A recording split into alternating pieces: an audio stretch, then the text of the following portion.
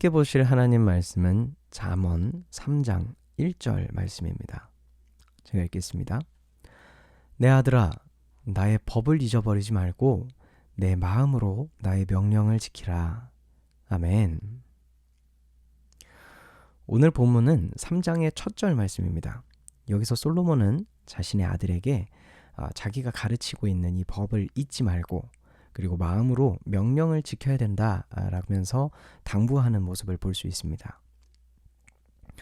그런데 여기에서 나오는 법이라는 단어를 좀 원어로 찾아보면 토라라는 단어를 사용하고 있어요. 근데 이제 토라라고 하면 보통 이 모세오경, 창세기, 출애굽기, 레위기, 민수기, 신명기 있잖아요. 요걸 가리키거든요. 하지만 여기에서 나온 이 토라는 직접적으로 모세오경을 가리키는 말은 아닌 것 같아요. 왜냐하면 솔로몬이 스스로 이 토라를 사용하면서 이제 자신의 법이라고 표현하거든요. 그렇죠. 일단 여기에서부터 이제 하나님의 법이 아니고 자신의 법도를 이제 얘기하고 있는 거니까 모세오경은 아닐 거예요.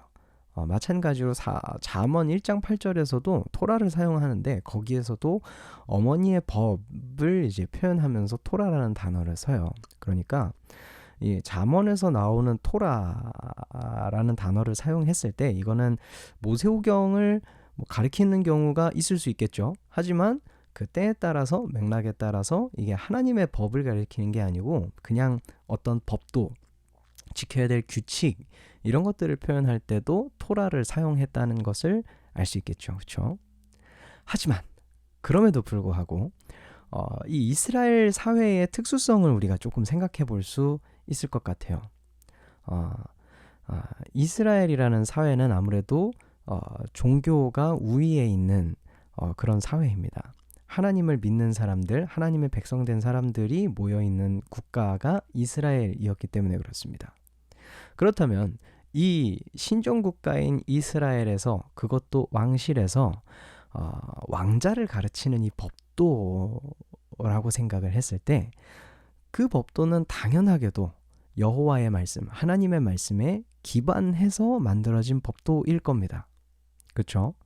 특히나 여기서 말하는 게 솔로몬의 법도잖아요. 솔로몬의 법도라고 우리가 좀 생각을 해봐도 이게 솔로몬이 그냥 스스로 만든 법은 아닐 거예요. 그렇죠? 솔로몬이 하나님의 말씀을 가지고 자신의 삶에서 실제의 삶에서 부딪히고 다듬고 겪으면서 만들어진 그 삶의 지혜라고 말할 수 있을 거예요.